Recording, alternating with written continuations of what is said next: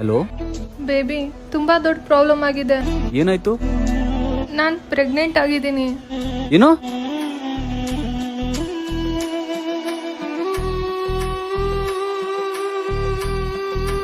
ನಂಗೇನು ಅರ್ಥ ಆಗ್ತಾ ಇಲ್ಲ. ಪ್ಲೀಸ್ ನೀನ್ ಇವಾಗ್ಲೇ ಬಂದು ಮೀಟ್ ಆಗು ನನ್ನ.